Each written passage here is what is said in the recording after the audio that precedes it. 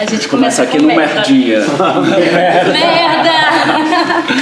Salve, salve, bom dia, boa tarde. Boa noite, Oi, Yaya, tudo Augusto. bem? Tudo bem, e você? Tudo ótimo, nós somos os Dramáticos Podcast.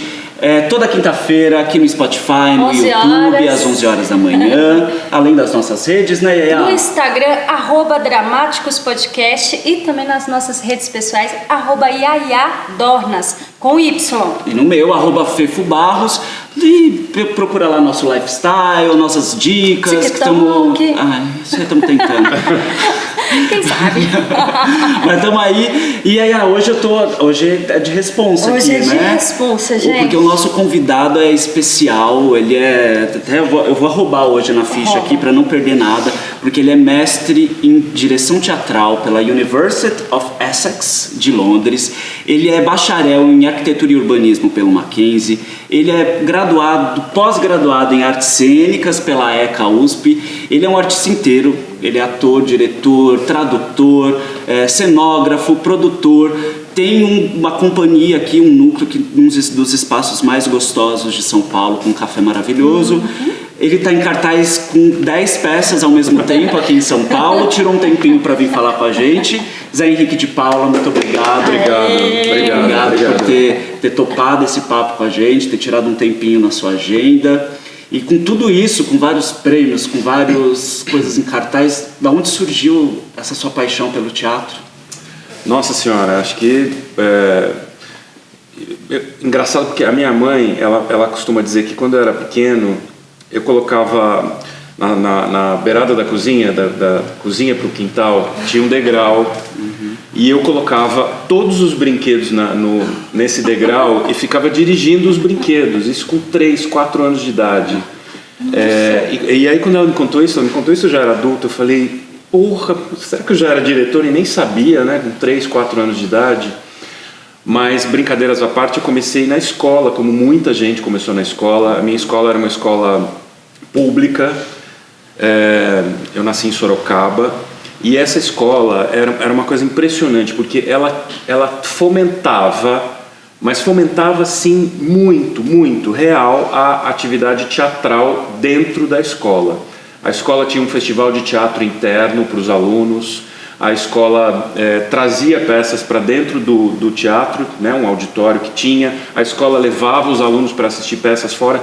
Então tinha não sei explicar de onde vinha isso, mas tinha uma paixão pelo teatro dentro dessa escola que eu estudei, que ainda existe, está lá em Sorocaba.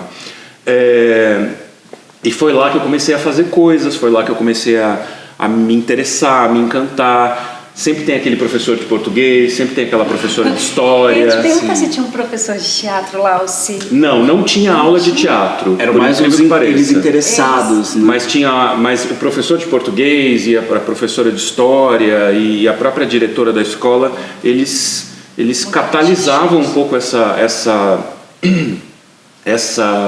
paixão pelo teatro e transmitiam isso para os alunos. Evidentemente que isso acontecia em várias outras áreas, porque eles tinham uma coisa de promover a cultura em seus vários aspectos, né? Então foi muito legal, assim, eu sinto que boa parte do meu interesse pelo teatro veio de ter eu estudei a vida inteira nessa escola, até o vestibular. Então foram 11 anos dentro da mesma escola e vivendo isso bastante lá dentro. E nessa escola você escrevia, atuava, dirigia, montava cenário, figurino, porque na escola a gente faz de tudo, né? Como que sim, era? Sim, Como foi? Você tem que fazer de tudo, né? A primeira peça que eu dirigi dentro da escola, eu tinha 15 anos de idade. E já foi para direção. Não tinha ninguém que quisesse dirigir. Eu falei, meu Deus, alguém vai ter que dirigir pra gente fazer, né? E aí a primeira peça que eu dirigi com 15 anos de idade foi Vestido de Noiva. Do Nelson. Você consegue imaginar? Isso, desde o colégio. Você consegue imaginar? 15 anos. E aí a gente tinha que fazer de tudo, né? Então, eu tinha uma amiga que fazia a Laide, e a gente falou assim, vamos numa funerária, ver se a gente consegue um caixão emprestado. E aí a gente, 15 anos, imagina, e aí a gente conseguiu um caixão emprestado. Eu tive que pedir para o meu pai para ele ir de carro buscar o caixão emprestado. E o meu pai falou, eu vou buscar, mas o caixão não vai ficar lá em casa até o dia da peça. E aí então o caixão ficou na sala da diretoria. A diretora falou, não, deixa esse caixão em pé aqui até o dia da peça. Quando vocês forem ensaiar, vocês vêm aqui, pegam o caixão. Quando vocês terminarem o ensaio, vocês devolvem o caixão aqui. Era esse tipo de relação, entende? Sim. A importância do incentivo dos pais que vão ali, então vamos lá, filho, pega o caixão, da escola também muito importante. Exato. Né? Dessas fagulhas que incentivam. E aí, quando você terminou, você acabou vindo para São Paulo ou eu vim para São Paulo para fazer faculdade, fiz faculdade de arquitetura aqui no Mackenzie e aí lá pelo terceiro ano de arquitetura, o Cerrone tinha um núcleo de cenografia ali no CPT, que é do lado, né? Sim. E aí eu entrei lá. Porque você veio fazer arquitetura primeiro, né? Eu vim para fazer arquitetura. Vim bem novinho, vim com 17 anos para fazer arquitetura. E aí comecei a me interessar, né? Morava pertinho do Sesc, do Anchieta, assistia às peças do Antunes e tudo mais. E aí fiquei sabendo que o Cerrone estava procurando estudante de arquitetura para aquela turma dele de cenografia. Né? Era um curso como ele deu aqui, depois muitos anos antes ele tinha um espaço aqui mesmo, nessa rua, na Teodoro Baiman, um espaço chamado Espaço Cenográfico, aqui do lado. Aqui, né? Tem a serraria. Isso. Depois ele foi para a SP. E lá eu mergulhei de cabeça e tudo mais. E assim que eu terminei a faculdade, eu fui fazer a pós na ECA. Fui orientando do professor Clóvis Garcia, que era uma figura mítica da EAD, assim, que participou da criação da EAD. E aí fui orientando dele lá, estudei, fiz a pós e aí comecei a...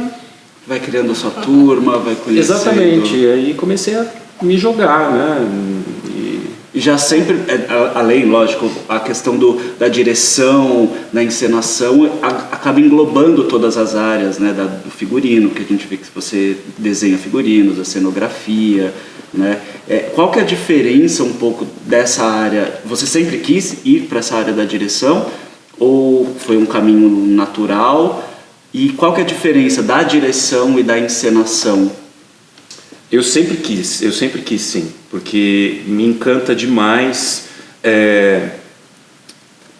equalizar todos os signos que você tem à sua disposição como diretor, equalizar o que a luz vai significar, o que a cenografia vai significar, o que o trabalho do ator, que jeito você vai lidar com aquele texto, né?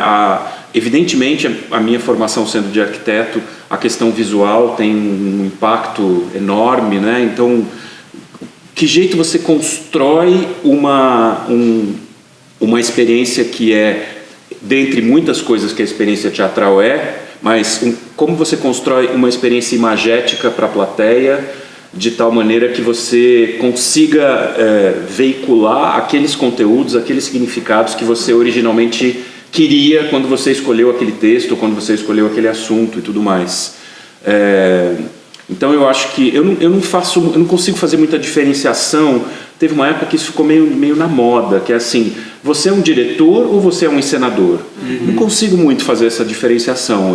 Para mim, as duas palavras são praticamente sinônimos, no sentido de que você tem ali um conjunto de signos que acontecem no tempo, acontecem no espaço, e você tem que construir com eles uma equação que seja a equação mais interessante possível, né, diante daquele objetivo que você tem. Se você vai se você tem um texto que é um texto muito denso, muito rico, muito importante, em que as palavras realmente são o foco, talvez nesse trabalho você vai deixar as questões visuais um pouco em segundo plano, ou talvez você... Não, eu não quero nada, eu quero uma caixa preta, eu quero o mínimo de interferências possíveis. Ou, num outro trabalho, você fala assim, não, eu quero um cenário realista inteirinho, construído com com café saindo de dentro do bule, entende? E eu acho que tudo isso é o trabalho do diretor, é o trabalho de você tentar entender, em primeiro lugar, por que você escolheu aquele material, assinar embaixo da assinatura do material que você escolheu, né? Então, se eu vou montar Tennessee Williams, eu tenho que assinar embaixo daquela dramaturgia, né? Eu tenho que ir ao encontro do que ele propôs. Se eu vou escolher Beckett, se eu vou escolher, enfim, Jobilac, ou quem quer que seja, e aí qual é o percurso que você vai fazer para ir ao encontro daquela dramaturgia? Evidentemente estou falando de teatro baseado em texto, né? E o percurso que você vai fazer para ir ao encontro daquela dramaturgia, e no final desse caminho tem a sua assinatura ali embaixo da assinatura do autor, é dirigir. Esse percurso é dirigir. Tem alguns grupos que trabalham com o diretor de cena ou o encenador e o diretor de ator.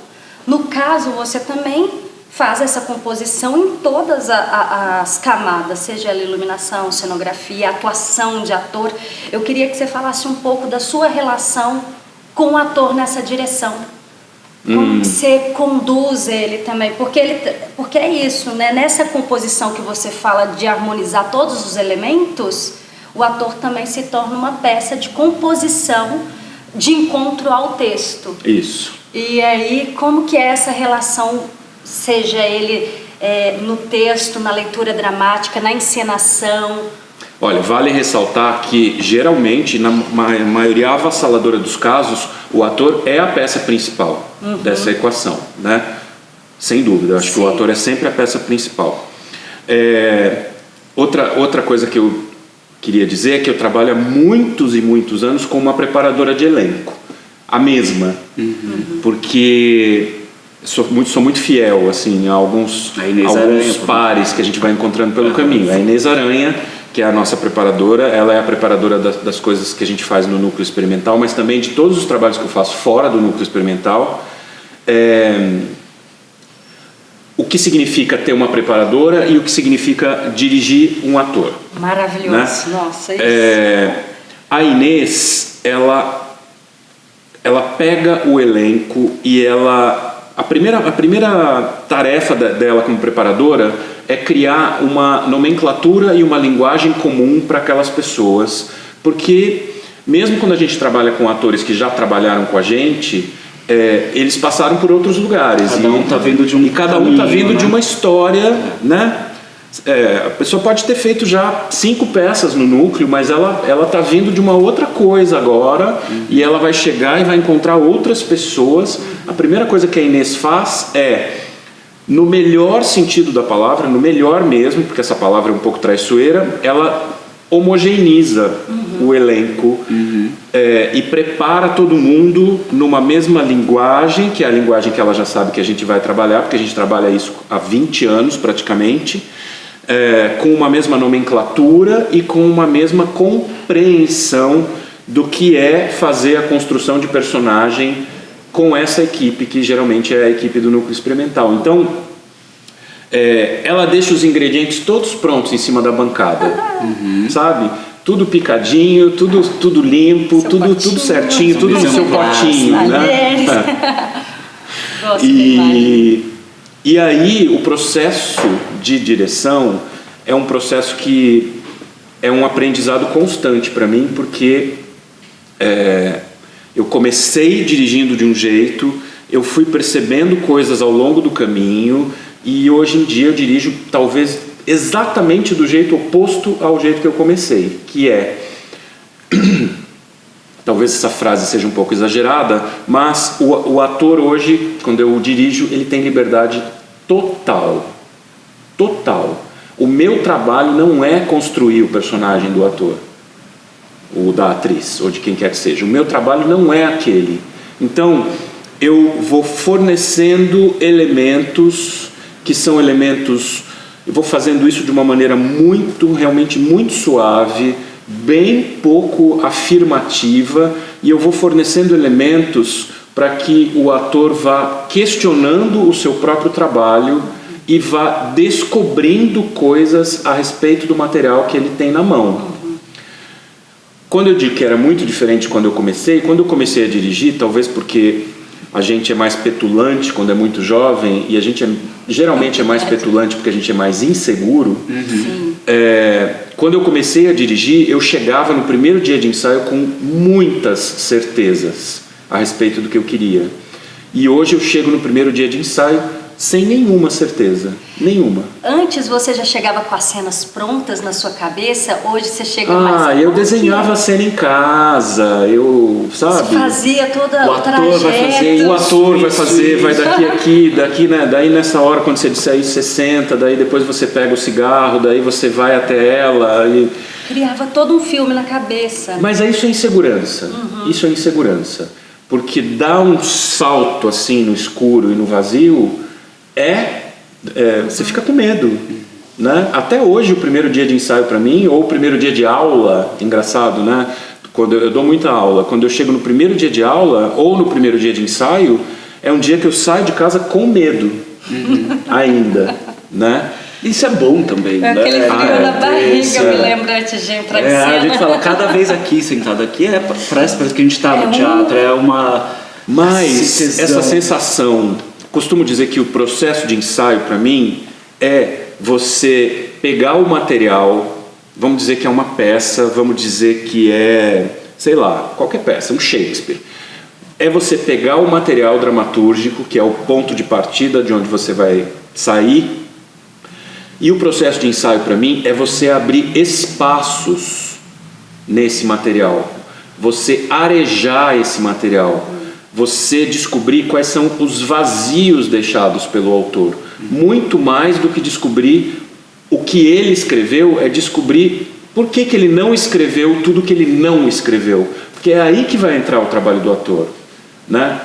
Uma peça de teatro, ela é uma estrutura muito frágil e ela é um grande esboço.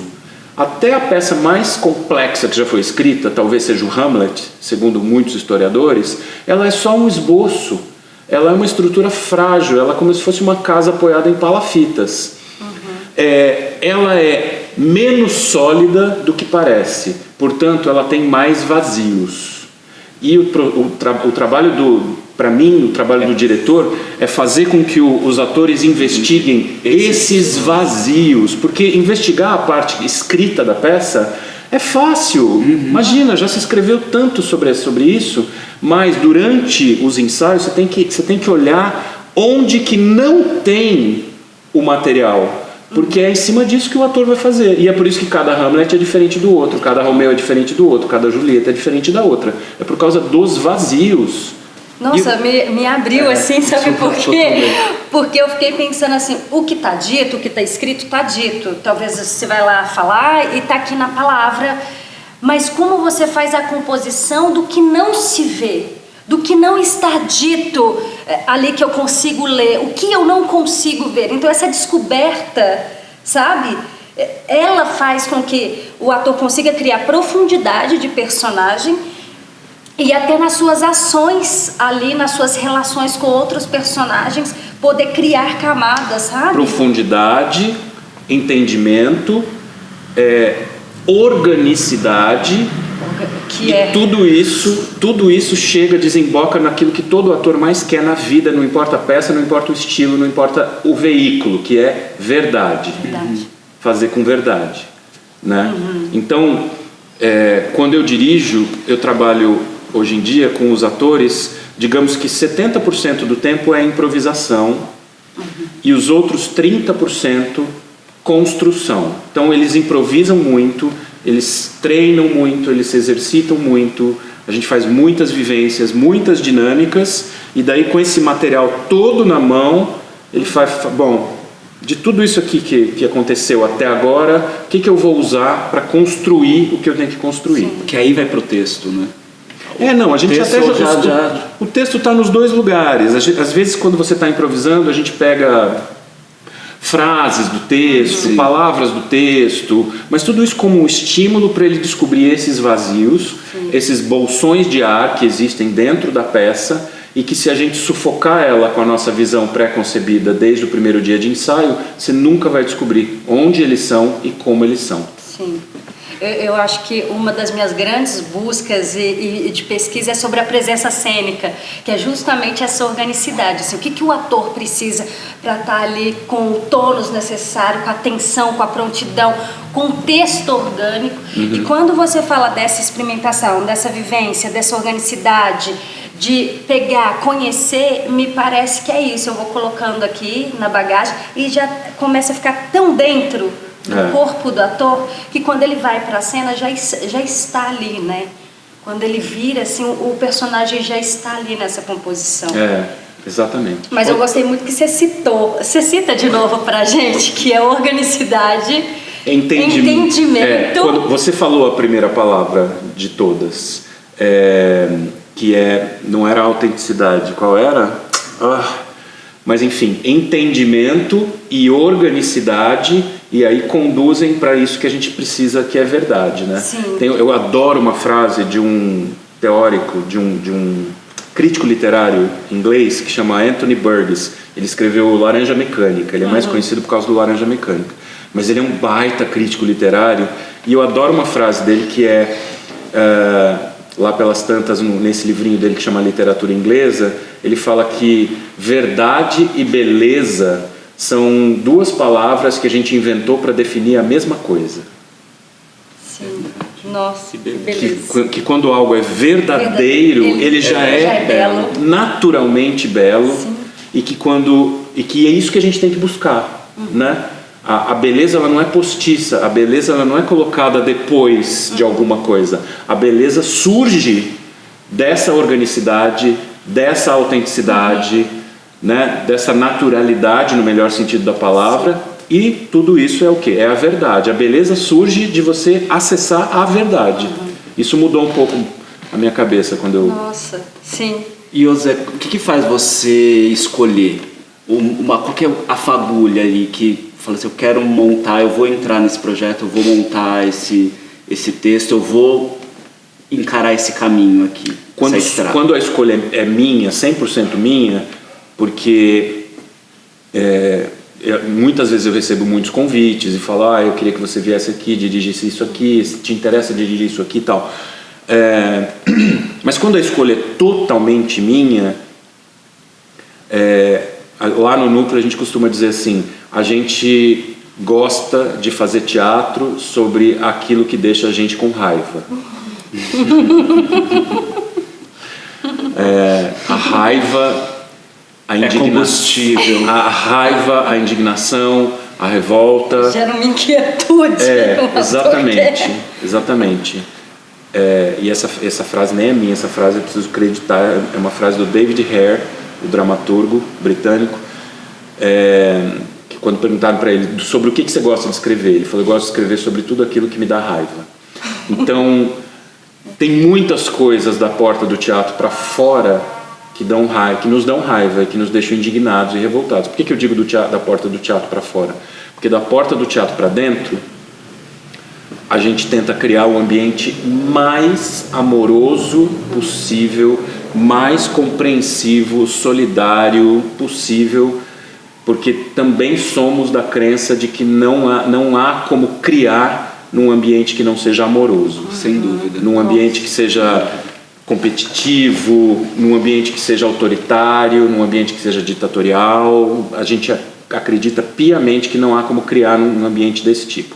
Então, dentro do teatro, o ambiente é 100% amoroso, mas da porta do teatro para fora, a gente saiu ali na calçada da Rua Barra Funda, a gente começa a ficar com raiva de algumas coisas. E são essas coisas que geralmente a gente escolhe dizer.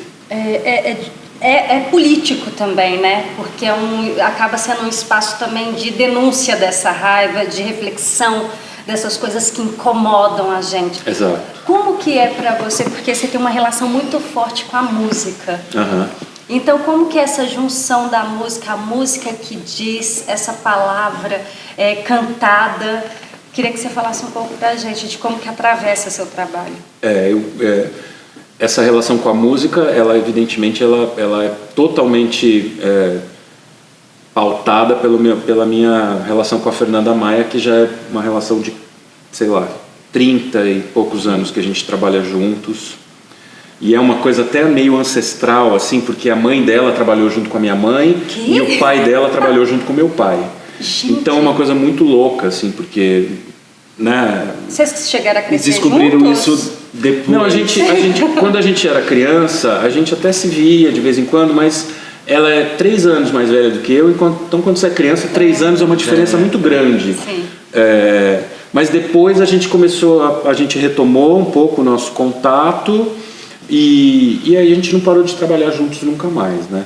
A Fernanda é formada em música, formada em letras e tudo mais, e a pesquisa que a gente tem de como inserir a música no teatro e de como significar a música no teatro é uma coisa que vem há muito tempo, desde que a gente começou a colocar música e colocar a música como protagonista em textos que não eram musicais, né? Hoje em dia a gente já faz musicais há algum tempo, mas no início eram textos que não eram musicais. Eu vou te dar um exemplo. Quando a gente fez As Troianas, que estreou em 2009 no Sesc, lá pelas tantas, a gente estava pesquisando, a gente estava descobrindo os vazios dentro do texto do Eurípides.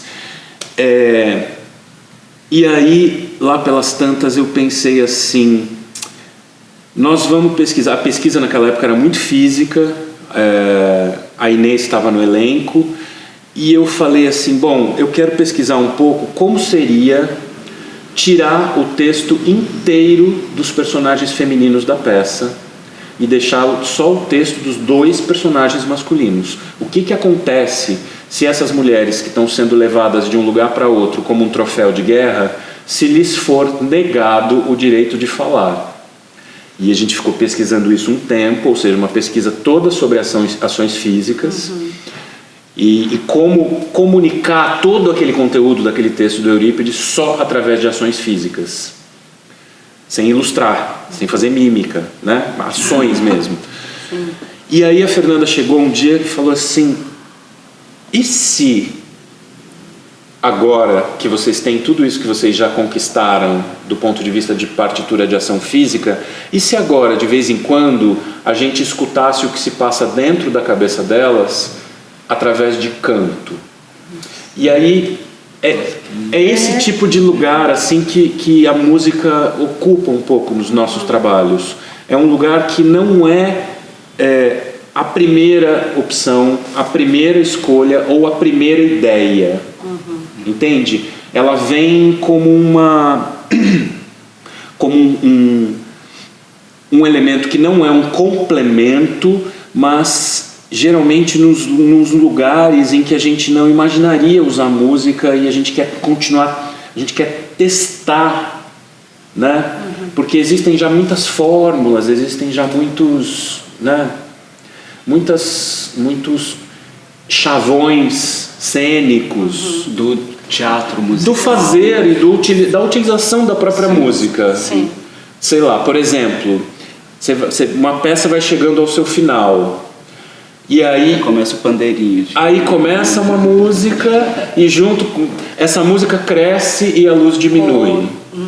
Esse é um clichêzaço de encenação e de utilização da música e da luz, no caso. E como que é a fusão do canto com a trilha sonora? Pois é, aí é um trabalho que a Fernanda faz, hoje em dia a gente já tem outros preparadores vocais treinados por ela lá dentro, mas ela ainda é a pessoa que comanda isso, vamos dizer assim, e tem uma regra que é uma regra de ouro, que é letra de música é texto. Letra de música não é letra de música, a gente não chama nem de letra de música. Não é nem canto, é o que? Ela é texto, acima de tudo, né? Ela é um texto que, do mesmo jeito que você explora um texto falado e acaba chegando numa métrica e numa melodia para dizer aquilo, seja o que for, seja bom dia, senhor, o seu café está servido, ou qualquer texto mais sofisticado, você chega numa métrica, você chega numa melodia, a única diferença é que na parte cantada você já tem uma métrica e já tem uma melodia, e aí você vai ter que descobrir aquela verdade dentro de uma forma que já veio um pouquinho estabelecida. Mas mesmo assim a Fernanda é muito livre, deixa as pessoas muito livres e muito soltas para achar a sua maneira de cantar, para achar a sua voz cantada, para não tentar encaixar a sua voz cantada em padrões que são padrões da indústria pop, principalmente, né? Da música pop, que contamina o ouvido das pessoas como se fosse uma trepadeira, né?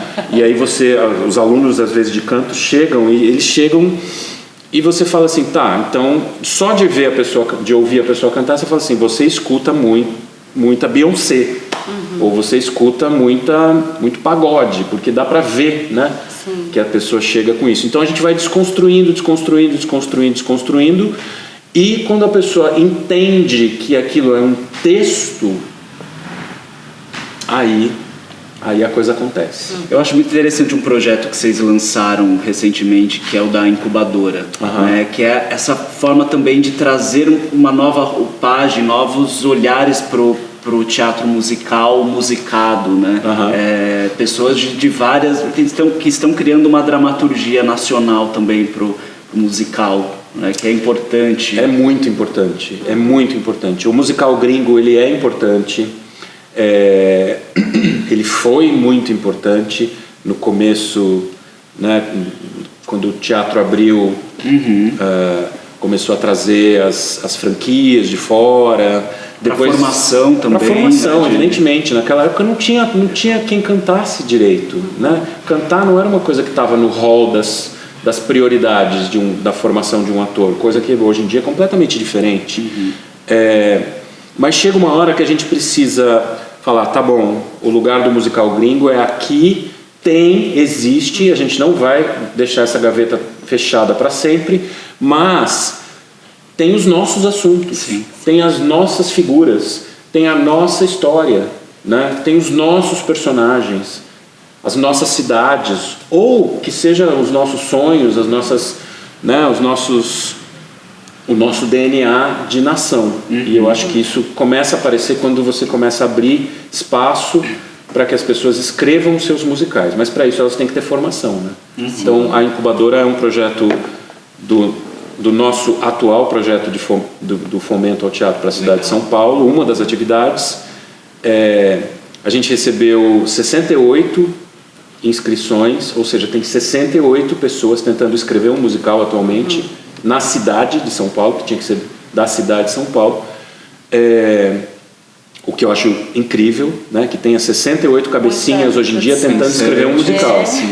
Mas por uma questão de espaço, tempo e tudo mais, a Fernanda tá fazendo a mentoria de 6 musicais que a gente vai no segundo semestre ouvir lá no núcleo. Eu acho muito interessante, desculpa, essa forma do núcleo trabalhar, que vocês não têm muito atores fixos, né? Vocês têm uma equipe fixa da Fernanda musical, o Fran como iluminadora, a Inês preparadora, e é uma dinâmica diferente dos outros grupos, né? Que geralmente são feitos de atores, vão criando... Eu acho que é essa incubadora de projetos também, né? Criativos de todos ali. Pois é, a gente costuma dizer que o núcleo é uma plataforma de projetos, exatamente isso, que é um pouco diferente de quando você tem uma companhia que é uma companhia com atores. Desde o início a gente se sentiu um pouco amarrado diante da ideia de que a gente talvez devesse ter um núcleo de atores. Por quê? Porque a gente ia ter que escolher projetos para aquelas pessoas, para aqueles atores fazerem. E não é exatamente assim que a gente queria que as coisas acontecessem, né? A Fernanda, ela tem um projeto, por exemplo, que ela está bem ainda em desenvolvimento, que a gente precisa fazer esse projeto com um elenco só de atores não brancos, né? E se você tem ali naquele núcleo de atores uma formação fixa de atores, como é, né? Você precisa... então a gente sempre achou que muito mais interessante que o núcleo era uma plataforma,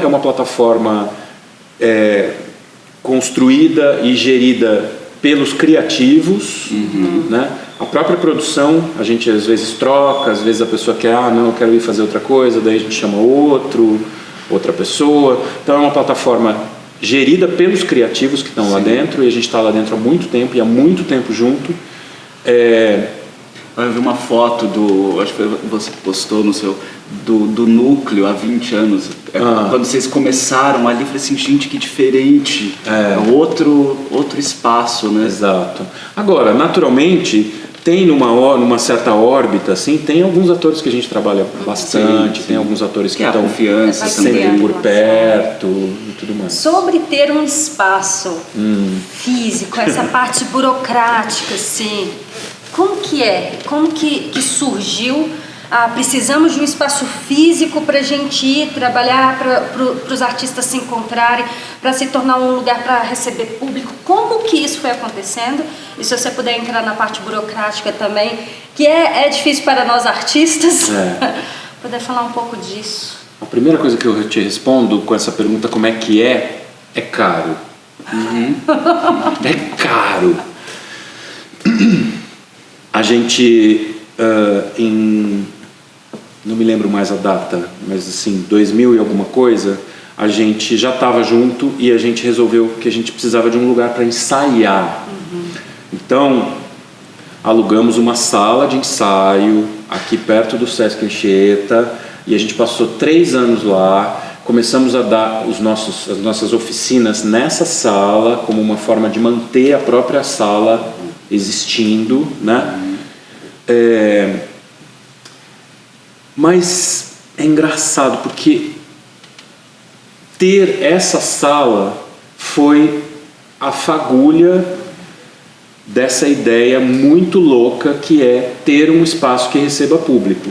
Porque quando a gente começou a fazer ensaios abertos nessa sala, o nosso coraçãozinho ficou pulsando de vontade, porque a gente começou a receber pessoas naquele espaço e falava, meu Deus, como é bom receber as pessoas aqui, mesmo que seja para assistir um ensaio, que seja.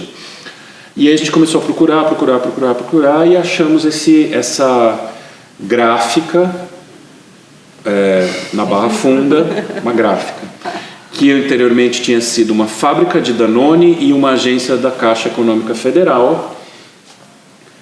E aí a gente falou, bom, aí entra um pouco o arquiteto, né? Porque todo mundo olhou e falou, nossa, mas não tem como ser um teatro maravilhoso. aqui. Como vai fazer um teatro aqui? Mas aí eu fiz o projeto e a gente investiu algum dinheiro para abrir aquele lugar.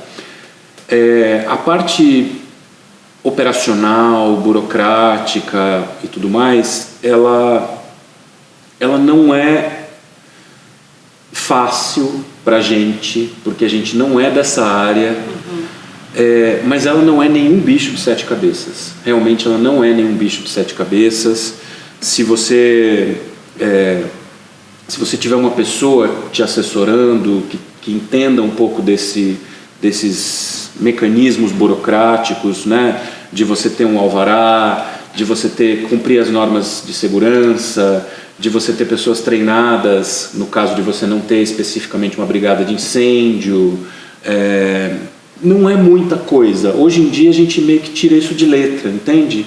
Hoje em dia tá tudo no débito automático, dia tal caem todas aquelas contas horríveis, todos aqueles boletos tenebrosos que a gente não queria pagar nunca, mas tem que pagar. E a gente mesmo cuida de tudo isso. O Núcleo Experimental é um teatro que não tem funcionário algum. Nenhum, realmente nenhum. A gente tem uma faxineira, que é uma colaboradora desde que a gente começou desde que a gente abriu, né? Ela trabalha sob demanda, quando tem mais atividade ela vai mais, quando tem menos atividade ela vai menos, mas não tem um administrador, não tem um gerente, não tem nada disso. A gente mesmo faz tudo. Cada dia bota lá na agendinha quem vai estar ali. Exatamente. E é isso também, para não perder essa essência também do teatro, que é isso também, desse coletivo, de todo mundo cuidar. Tem gente que fala... Recentemente a gente fez uma temporada do Brenda Lee e muitas pessoas falaram assim... E a Laura, que é a nossa produtora, eu e a Fernanda, a gente se alternou na bilheteria. E aí as pessoas chegavam e falavam assim: o que a Fernanda está fazendo na bilheteria?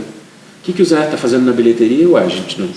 É a nossa escala da bilheteria. Hoje é meu dia de vir aqui fazer a bilheteria. Mas, né? Essa coisa da escala entre um grupo pequeno, porque é um grupo, por mais que a gente pense, companhia, não sei o que e tal, mas é um núcleo experimental de artistas ali que se reveza em todas as funções também. Hoje nós somos 8 pessoas só. Vocês estão em 8. É. Eu queria que você falasse dos cursos que vocês têm lá. Como que surge? Vocês se reúnem no final do ano e pensam no próximo ano? Como que vocês fazem essa projeção do núcleo experimental? Não, hoje em dia a gente tenta fazer 2 levas anuais de cursos. A leva do primeiro semestre e a leva do segundo semestre. E é uma coisa assim que a gente ama fazer, a gente adora fazer. Claro, tem a sua parte prática, porque são cursos pagos, então eles ajudam a manter o núcleo aberto, né? Com as oficinas do primeiro semestre e do segundo semestre, só para vocês terem uma ideia da matemática infernal que é isso. Com os cursos que a gente dá lá, a gente paga 3 meses das despesas anuais. Aí depois tem toda vez que eu encosto a minha cabeça no travesseiro, eu fico pensando, como é que eu vou pagar os outros 9 meses desse ano, né? Mas normal, já estou vivendo isso há muito tempo. O travesseiro já se Os acostumou. outros 9 meses. Mas todo mundo adora dar esses cursos e a gente já se organizou de uma maneira em que a gente cobre muitas áreas diferentes de interesse, né? Tem o curso da Inês, tem o meu, aí tem a Fernanda, às vezes ela dá curso de criação de musical, às vezes ela dá curso de canto para atores, aí tem o Rafa Miranda, que é o assistente dela, o Gabriel Malo, que é o nosso coreógrafo, que também faz parte dessas 8 pessoas. Então a gente tem cursos de dança, a gente tem cursos de dança associado com canto, para quem quer ir para essa área total mesmo do musical. O Fran também dá curso de iluminação e de vez em quando a gente tem cursos de produção também, que é uma coisa super importante, mas infelizmente ainda um pouco assustadora para as pessoas, né? Então hoje em dia tudo já funciona, mas a gente já sabe que a gente vai dar uma oficina no primeiro semestre, uma oficina no segundo semestre. Agora, o curioso disso é como a afluência de gente nesses cursos vai modificando a nossa própria prática e vai modificando o próprio curso. Né? A oficina que eu dou hoje é uma oficina completamente da oficina que eu dava 3 anos atrás. E é a oficina do Zé, entendeu? Mas ela é diferente hoje em dia, porque é uma coisa muito viva, muito viva. Você parte de um texto, de um tema, de uma investigação para um semestre para o outro? Como que você Eu faz tenho alguns essa textos migração? que eu deixo um pouco separados e falo assim, bom, eu acho que vou usar um pouco desses textos aqui, não sei se vou usar todos, não sei se vou usar 2 ou vou usar um só. Mas eu parto de um percurso, né? A ideia e todo mundo faz um pouco isso lá, né? Nessas oficinas. A ideia é que se a gente vai ter 12 aulas, 12 encontros, qual é o percurso que a gente vai fazer com esse aluno durante esses 12 encontros, né? Ele vai entrar e daí ele vai passar por uma experiência que é uma experiência parecida com a experiência que a gente oferece. Que a gente tem quando a gente monta um espetáculo, né? Não é realmente uma vivência muito parecida com a vivência que os atores têm quando estão fazendo um espetáculo lá dentro. Mas o que é que a gente vai... qual é essa estradinha que a gente vai percorrer com essas pessoas? Né? Você fez mestrado em Londres, você deve ter assistido muita coisa lá de teatro, né? Como você vê a formação dos atores lá e dos atores aqui? O que falta para os atores aqui, de ter uma cena tão potente quanto a cena de Londres? Eu acho que uma das coisas principais que faltam é tempo. Eu fiz o meu mestrado em Londres e teve uma disciplina do mestrado que eu fiz em Moscou. E tanto em Londres quanto em Moscou, o que eu encontrei foi muito parecido. Eu encontrei dentro da universidade, da formação dos atores dentro da universidade. Tô falando de formação não técnica, tô falando de formação de terceiro grau mesmo, mas para formar um ator. O que eu encontrei lá foi uma carga horária avassaladora para aquelas pessoas. No caso de Moscou, inclusive, a carga horária é tão grande, tão grande, tão grande que eles não conseguem fazer outras coisas, então eles recebem para estudar. Eles ganham para estudar. Ao invés de pagar uma faculdade, eles ganham da faculdade. Mas essa coisa da carga horária, né? Em Londres, os atores que estavam estudando lá, que eram nossa matéria-prima do curso de direção, porque a gente dirigia esses atores que estavam fazendo graduação em interpretação, eles estavam lá de segunda a sexta, manhã, tarde e muitas vezes noite, para poder ensaiar as coisas que eles tinham que apresentar no dia seguinte. Então, pensa, oficialmente eles tinham 8 horas de aula por dia durante 5 dias na semana, mas extraoficialmente não eram 40 horas, eram 60 horas, 70 horas. Então, aquelas pessoas passavam todos os dias da semana, tirando o domingo, estudando. Estudando. Então, eu acho que o teatro é uma coisa que você tem que praticar, né? O teatro se constrói, como diria a Ana Toledo, na fazência da coisa. É que você descobre como é que você descobre como não é, né? E eu acho que muitas vezes os nossos cursos não oferecem isso para as pessoas. Eu fico pensando também no estímulo do país, assim, né? De entender ali como uma área científica de estudo, de pesquisa, de educação para essas pessoas, sabe? Porque é isso, são pessoas que estão sendo qualificadas em alto grau para poder produzir arte dentro do seu país, assim. E isso influencia toda uma população, que é o que a gente não tem aqui. Isso forja uma cultura, isso se espraia a partir desse investimento, isso se espraia para o resto da sociedade, né? Teve uma pesquisa muito chata que saiu recentemente, eu não vou me lembrar o número exato, mas é um percentual altíssimo de pessoas que nunca foram ao teatro e um percentual altíssimo de pessoas que vão ao cinema uma vez por ano ou no máximo 2 vezes por ano. Tudo bem que o cinema está sofrendo terrivelmente agora por causa do streaming, mas perceber que isso não faz parte, né, da vida das pessoas, muito embora, por exemplo, São Paulo tem uma produção teatral muito numerosa, mas restrita a um pequeno número de pessoas. E eu acho que concordo com você, isso deveria começar na formação, lá na formação. Eu me lembro quando eu estava lá, eu tive o primeiro exercício de direção e tinha que ser uma cena de 2 pessoas e o professor mesmo distribuiu e falou assim: bom, Zé, você vai dirigir esses 2 rapazes aqui que são do primeiro ano. Meu Deus, do primeiro ano. Já E eles eram sensacionais já no primeiro ano. Já no primeiro ano, no segundo semestre. Já conseguia te responder rapidamente. Já. E isso tem a ver com repetição, horas de ensaio, horas de exercício, quilometragem.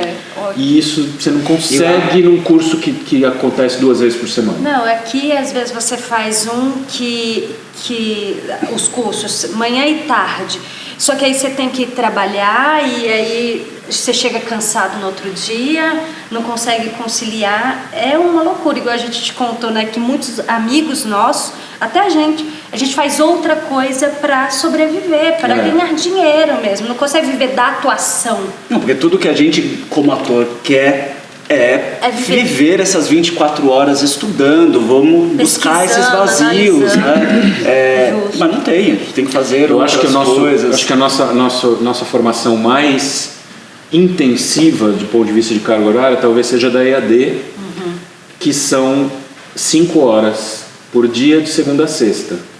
Ainda assim, é praticamente metade do que eu vivenciei fora, né? Praticamente metade. Em Moscou era pior ainda, porque eles tinham aula de sábado, além de tudo. Então, na verdade, só sobrava domingo para continuar fazendo outras coisas e se preparando para o resto da semana, né? É muito, muito puxado. A carga horária deles é muito puxada. Mas é isso.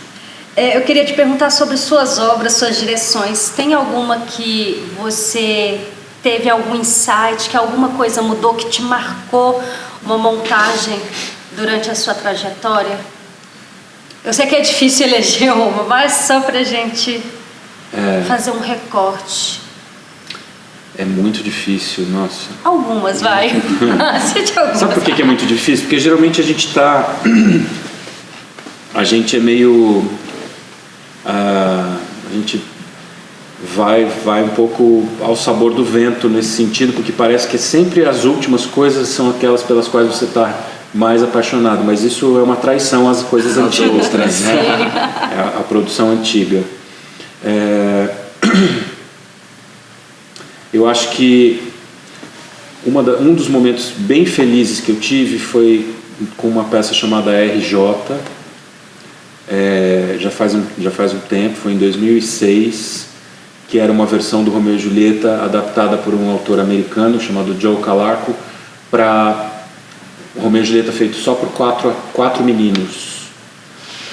E aí eu acho que estou falando do RJ porque eu acho que foi lá que começou um pouco uma das vertentes que a gente ainda aborda e a gente ainda fica inquieto em relação a ela, que é falar um pouco sobre intolerância, preconceito, homofobia. Eu acho que isso começou um pouco lá no RJ, sabe? Foi muito importante, foi muito forte naquela época fazer isso. Tinha algumas coisas que abordavam esse tema, mas juntar Shakespeare com isso e ver aqueles 4 meninos fazendo todos os personagens e ver os 2 meninos que faziam, principalmente o que fazia o Romeu e o que fazia a Julieta, totalmente entregues naquela coisa. E era uma peça que a gente fazia no Teatro Augusta, que infelizmente fechou. Nossa, lindo Teatro Augusta. E a gente fazia sem nada, sem absolutamente nada. Eram só eles, um figurino muito bonito do Mário Queiroz e luz, não tinha mais nada. E como eu disse, ali a gente começou a entender que talvez isso fosse uma vertente, daí vieram muitos espetáculos com essa temática depois. Mas que ainda são necessárias, né? Porque olha, a gente desde 2006 sempre são necessárias. Daí a gente fez o Lembro Todo Dia de Você, que é um musical original que também fala sobre esses assuntos, mas já entra um pouco na questão da AIDS. Uma outra peça linda que a gente fez no núcleo que chamava Ou Você Poderia Me Beijar. E fomos trilhando esse lugar até 2 que estão em cartaz atualmente, que são o Brenda Lee e o Palácio das Princesas, né? Que é uma coisa que para nós é histórica, assim, de ter 6 atrizes travestis juntas no mesmo elenco, né? Vencedora do Shell, a Verônica Valentino passando rodo aí em todos os prêmios. E a outra peça que eu tenho atualmente em cartaz, que também é sobre esse assunto, é A Herança, que vai reestrear no Teatro Raul Cortez. São praticamente 7 horas de peça, 7 horas, dividida em 2 partes. A gente estava até conversando aqui nos bastidores. Você tinha o Once, a Brenda ali, como você dá conta dos ensaios disso tudo? Você ensaia um à tarde, uma à noite, um na madrugada? A primeira coisa que eu tenho que dizer é que eu tenho excelentes assistentes. Bom. Isso é super importante. É uma atividade, hoje em dia, que no teatro, o assistente de direção no teatro é uma coisa que não é muito procurada. mas que é uma coisa tão importante. Geralmente as pessoas colocam um ator nessa posição porque realmente não tem ninguém que queira ser um assistente de direção. É difícil achar pessoas para colocar nessa função, que acho que é um pouco diferente do cinema, né? No cinema o assistente de direção ele tem tem toda uma importância no set, importância e tem todo um, né? Eu acho que talvez está mais para o diretor assistente que tem no cinema, tá para o assistente de direção, que é esse diálogo mesmo com o diretor, sabe, as vertentes que ele quer seguir, e ele tá ali fazendo, em alguns momentos da ausência do diretor, né? Como hoje você vai para outro ensaio, aí seu assistente está lá conduzindo esse ensaio, deixando o pessoal rodar horas dentro do seu olhar ali, do diálogo, né? Exato. Mas foi bem puxado esse começo de ano, porque eu tive que dirigir A Herança e o Once exatamente no mesmo período, foram as mesmíssimas 8 semanas. Eu ia perguntar de tempo. Foram 2 meses? 8. Levantou os 2 espetáculos. Meu Deus. E foram as mesmas 8 semanas. Eu falei, meu Deus do céu, que coincidência, né, infernal. Mas por isso que eu não te encontrava na academia. Exatamente. Então a gente ensaiava de segunda a sábado. Eu ensaiava os 3 períodos, manhã, tarde e noite, de segunda a sábado. Então só tinha o domingo realmente para dormir, para cuidar daquela outra coisa que chama vida, né? E aí as dificuldades, né, de você, por exemplo, ensaiar uma peça de 7 horas nesse tempo, nesse período, né? O Bruno Fagundes, que é meu sócio nessa produção e faz o protagonista da peça, eu falei, Bruno, ou a gente encara isso ou a gente vai perder o patrocínio da Vivo. Porque eles querem que a gente estreie nessa data e eles estão irredutíveis. Falei, não, então a gente vai fazer isso acontecer, nós vamos fazer. Não sei como, mas a gente vai ensaiar uma peça de 7 horas em 2 meses. E a gente ensaiava muito, a carga horária era muito puxada, mas aqueles atores lá são... Uma curiosidade, você dividiu, vamos fazer, porque ela é dividida em 2 partes. Isso. E aí você começou pela primeira parte... Aqui já está mais arrematado, vamos para a segunda. Ou era corridão? Não. Chegou a fazer um dia corridão? Já? De 7 horas?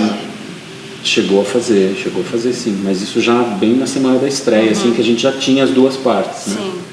Mas eu ensaiei a primeira parte primeiro, levantei a primeira parte primeiro. A gente levantou a primeira parte em 5 semanas. E daí a gente começou a levantar a segunda parte. E quando a gente foi para o teatro, a gente concluiu a segunda parte com a chegada da Miriam Meller, que é a única atriz da peça, que faz só o 6º ato da peça. E junto com isso tinha os ensaios do Once acontecendo, também numa carga horária puxada. Mas aí, acredito que também foi um lance de sorte, porque quando você dirige um musical, tem muitos ensaios que quem toca é a diretora musical ou o diretor musical. Eles têm que aprender a cantar aquilo, eles têm que aprender as linhas, eles têm que aprender a tocar. No caso do Once, que o próprio elenco tocava os instrumentos. E tem muitos ensaios que quem toca é o coreógrafo. Então a gente criou uma... E todos essa equipe do núcleo, os 2 espetáculos também. Sim. Genial, maravilha. Olha, o nosso tempo está acabando, mas eu tenho mais perguntas. Eu vou render um dia. A gente falou de instrumentos. Existe algumas peças suas que têm instrumento dentro de cena. Como que você pensa essa junção do instrumento dentro da cena? Na ação, e no canto, e no texto. Como que é essa junção? Olha, é uma coisa totalmente mágica. No Once, agora a gente pode ver isso, é uma coisa totalmente mágica. Você vê um ator, né? Ele está ali, o que ele é? Ele é um ator. Nossa, como ele é bom, nossa, como ele é isso, nossa, como ele é aquilo. E de repente ele pega um instrumento e começa a tocar. É uma coisa que as pessoas ficam enlouquecidas. É encantador. Enlouquecidas, realmente. E a gente tem hoje em dia pessoas muito, muito bem formadas na área musical, assim. Eu acho que isso que a gente chama de boom dos musicais, que começou a acontecer acho que lá em 2000, 2001, por aí, isso gerou uma demanda que mudou um pouco a formação dos atores, né? Hoje em dia, se você precisar de gente que atue e sapateie, você vai ter. Hoje em dia, se você precisar de gente que atue, sapateie e toque um instrumento, você vai ter. E eu acho que isso é precioso, assim, porque a música, ela é uma parte, hoje em dia, para nós, pelo menos, ela é uma parte totalmente integrante do que a gente faz, né? A gente não consegue mais, né? A incubadora de musicais está aí para provar isso. No próprio fomento ao teatro que a gente está fazendo, tem um musical novo que vai fechar um pouco essa trilogia sobre HIV, né? Que começou com Lembro Todo Dia de Você, o Brenda Lee, e agora eu estou escrevendo junto com a Fernanda, estou escrevendo um musical sobre uma figura totalmente esquecida da nossa história, um cara chamado Herbert Daniel, que morreu de AIDS e foi um revolucionário na época da ditadura. Então eu acho que ter alguém tocando um instrumento é o equivalente a ter alguém cantando em cena, né? É aquela faísca de interesse que o Peter Brook fala assim, sua principal tarefa é o quê? Manter o interesse da plateia vivo durante os 90, 120 minutos, 180 minutos, seja quanto for. Manter o interesse da plateia vivo. Se vire, faça o que for preciso. Você falou do Peter Brook, tem outras referências de teóricos de teatro que você se inspira, que você estudou lá fora, que você ainda utiliza hoje dentro da sala de ensaio? Eu acho que como a minha formação, principalmente a do mestrado, ela aconteceu na Inglaterra, eu sou realmente muito influenciado pelos ingleses nesse sentido, tanto os dramaturgos quanto os diretores, né? Então infelizmente acho que eles são pouco conhecidos aqui, né? Acho que não são pessoas que vêm muito para o Brasil, mas tem uma diretora que eu admiro demais, que tem um livro de direção fantástico sobre o fazer mesmo, sabe? Ela se chama Kate Mitchell. Porque tem uma diferença, e isso eu aprendi na pele lá no mestrado na Inglaterra, que é a tradição britânica do fazer teatral. Ela é tão antiga, ela é tão arraigada, né, no DNA das pessoas, que como é que isso se dá lá? Isso se dá no fazer, né? São pessoas, é um povo muito prático, e transportando isso para o teatro, eles são realmente muito práticos, eles são da coisa de como fazer, de como colocar isso em ação, né? E isso me encantou demais lá. Tudo que eu fiz lá foi muito prático, isso mudou totalmente a minha maneira de dirigir para sempre. Eu acredito que até para o ator também, porque uma coisa é você ler, tá ali no livro, outra coisa é a prática. Tem coisa que vai funcionar para você, tem coisa que não vai funcionar. Então, como que é a descoberta de cada ator, sabe? Fico pensando muito nisso. E ter um mestre, assim, para indicar caminhos é incrível, né? Trazer, generoso. E aí, estamos terminando, Zé, estamos terminando o nosso papo, que foi maravilhoso, nem sentiu.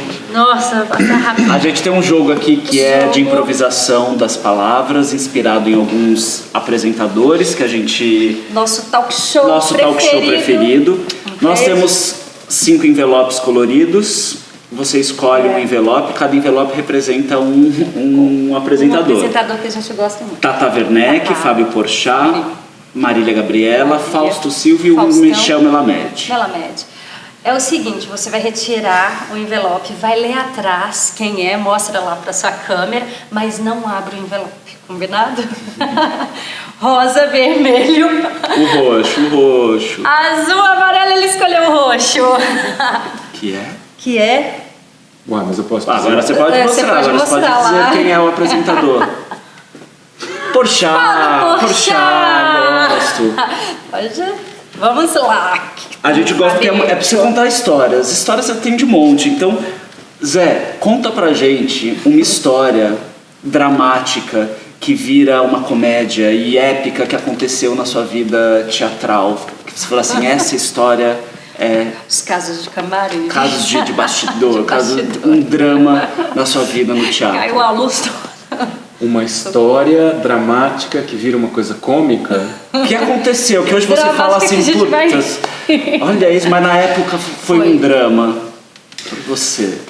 A gente estava fazendo a Comédia dos Erros, isso foi no comecinho dos anos 2000, e a gente fazia a Comédia dos Erros numa carroça, né? Eu desenhei e projetei uma carroça que engatava atrás de uma caminhonete e a gente levava essa carroça, a carroça abria e virava um palco, tipo Capitão Tornado, aquele filme, sabe? E a gente fazia a Comédia dos Erros no Shakespeare. E a Prefeitura do Recife contratou a gente para fazer algumas sessões lá. E a gente eu fui dirigindo isso, levando essa carroça, né? Uma parte das pessoas foi de avião e a gente foi dirigindo, levando essa carroça. E quando a gente chegou no local, era uma praça, um local muito ermo, um local muito pobre mesmo, chamado Ponte dos Carvalhos. Pobre, pobre, pobre, pobre, pobre, pobre, pobre. E começaram a aparecer umas crianças e tal... tudo de pé no chão, de shortinho e tal, e elas não sabiam nem o que era teatro. Não sabiam o que era teatro. E aí a gente abria, montava, tirava tudo, levava as araras com os figurinos e tal, não sei o que lá, não sei o que lá. E toda aquela criançada, devia ter umas 50 crianças ali, às vezes com um pai, uma mãe, um irmão mais velho e tal. E, de repente, quando deu 6 horas da tarde, sei lá, a peça era 7 da noite. Quando deu 6 horas da tarde, sumiu todo mundo. Desapareceu todo mundo. Todo mundo.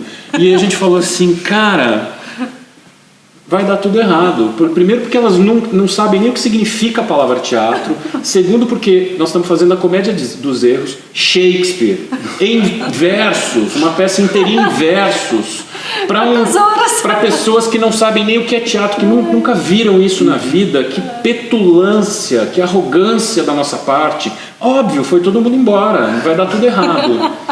E aí quando deu 10:07, a gente entendeu que na verdade aquela criançada toda tinha ido para casa para tomar banho e vieram todos com a sua melhor roupinha, com camisinha abotoadinha, com as famílias que trouxeram banquinhos e cadeirinhas da sua casa, e de uma hora para outra tinha 300 pessoas numa praça na periferia do Recife assistindo Shakespeare em versos pela primeira vez na vida, e o elenco inteiro fez a peça inteira do jeito que vocês estão agora. Lindo. Essas coisas emocionam muito, nossa. É o motivo de fazer arte, né? Nesse dia eu entendi. O que? Entendi em todos os poros da minha pele por que eu fazia aquilo. É encantador mesmo. É aquela cidade que tem uma avenida, uma igreja, uma praça. E aí, de repente, chega essa trupe de fora. Fazendo. E eles não tinham, obviamente, nenhum conhecimento daqueles protocolos que a gente tem de teatro, que é fica quieto, né, não conversa. Então, de repente, né? Era vivo. A gente já tinha, sei lá, 2 facções de crianças logo na primeira, perto do palco, assim, que elas brigavam entre elas. E a gente falava, como é que a gente está conseguindo fazer a peça com essa barulheira? Mas elas estavam brigando pela peça. Por um personagem. Sim, para! Ele é um trouxa, não defende ele, não. Eu vou aí, vou te dar um soco, hein? Não, eu vou. Demais. Então, a coisa mais viva que eu já passei na vida foi isso. E foi muito, muito legal. Tinha porco andando entre a gente. Passou ali no camarim improvisado que a gente fazia do lado de trás, a gente saía para trocar de roupa, tinha um porco passando, galinha. Muito bom. Muito bom. Fechamos com chave de ouro. Linda história. Pra gente finalizar, a gente sempre gosta de pedir uma dica, seja de livro, um filme. Mais uma, né? Mais uma que você já deu aqui algumas referências, mas pra gente tentar continuar esse papo. Então, algo que já te inspirou, que te inspira, que você pode deixar aí para quem está nos ouvindo e vendo seguir com esse papo sobre direção teatral? Ai, a minha dica talvez seja um pouco óbvia, porque tanta gente já viu esse filme, mas eu não me canso de ver esse filme e eu acho que todo mundo que é dessa área, seja da direção, da atuação, do que quer que seja, da dramaturgia, deveria ver esse filme pelo menos, sei lá, com alguma frequência, que é O Jogo de Cena, do Eduardo Coutinho. Sim. Aquilo é uma aula infindável sobre o que é ser ator, sobre a importância do ator, sobre viver a vida de uma outra pessoa e tentar conseguir chegar naquilo que a gente sempre tenta, que é a verdade. Verdade. Ali é a verdade e a beleza juntas, né? Totalmente Brotando, fundidas. fluindo. Totalmente fundidas. Ó, Eu sei, aí, a ó, minha você trouxe indicação livro, é um né? livrinho que eu amo, que chama O Ator-Compositor, do Matteo Bonfitto, e que eu acho que assim traz alguns teóricos maravilhosos, fala muito sobre ação física, assim. Eu sou de um teatro muito corpo, muito físico, desse corpo que fala, e como que a palavra vem nessa necessidade, eu acho que até de preencher esses vazios que o corpo também não consegue, né? Essa composição e essa complexidade que nós, atores, ser humanos, somos. Então essa é a minha dica. E a sua, Pepuxa? A minha é esse livro da edição do Sesc, que é Encontros com Ariane Muschini, que é Erguendo o Monumento ao Efêmero. É uma entrevista com ela em que ela fala sobre o processo dela do Teatro de Soleil, da construção da comunidade que eles constroem ali, onde o teatro é muito mais do que a cena específica, ela está no todo, está na vida. Esse livro é muito legal. Bom, é isso. Zé, meu querido, muito Obrigado Adorei. pelo papo, muito bom. Pessoal, ficamos por aqui, voltamos na semana que vem, Na semana né? que vem, no mesmo horário, às 11 horas no Spotify, Pausa. YouTube, segura. Redes Arroba. sociais para as pessoas seguirem. Nossa, eu sou péssimo Onde de que redes elas sociais. te acham? Acha o curso, o núcleo? Tem o do Núcleo, ela arroba no... O Instagram do Núcleo é @núcleoexp, EXP. A gente tem o site do Núcleo que tem todo o nosso acervo de peças lá, material, vídeos, fotos e tudo mais. E é onde também a gente coloca as oficinas e os cursos. E tem o meu, que é Zé Henrique de Paula. Zé Henrique de Paula, lá ele posta as peças em cartaz, as próximas. Tá tudo lá, né? Tá tudo lá, agora é só ir ao teatro, gente. Exato.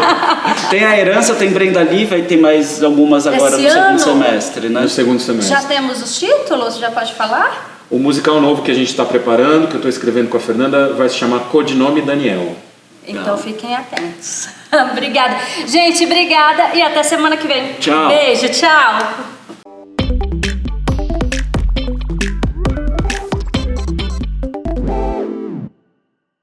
Este episódio foi gravado no Teatro de Arena Eugênio Kuznet, em São Paulo, em maio de 2023, a partir do edital de ocupação de espaços da Funarte, em parceria com o Ministério da Cultura e o Governo Federal. Dramáticos Podcast é apresentado por Felipe Barros e Maiara Dornas, com o apoio de Sidney Ab, Léo Berteiro, Thiago Cunha e Youssef Yatin.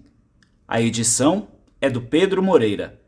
Agradecimentos especiais a Rafael Ometo, Rafael Cury, Cid Dionísio, Agência de Podcast, Manda Café e todos os colaboradores da Funarte e do Teatro de Arena Eugênio Kuznet.